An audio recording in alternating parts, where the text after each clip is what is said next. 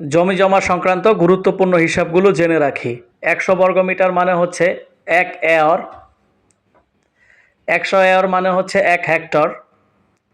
১০০ বর্গ ডেসিমিটার মানে হচ্ছে ১ বর্গ মিটার। ১০.৭৬ বর্গ ফুট প্রায় মানে হচ্ছে ১ বর্গ মিটার। ২.৪৭ একর মানে হচ্ছে ১ হেক্টর। ৬৪০ বর্গ একর মানে হচ্ছে ১ বর্গ মাইল। ৪৮৪০ বর্গ গজ মানে হচ্ছে ১ একর। ২০ ছটাক মানে ১ বিঘা।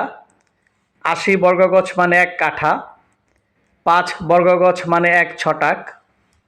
৯ বর্গ ফুট মানে ১ বর্গ গজ।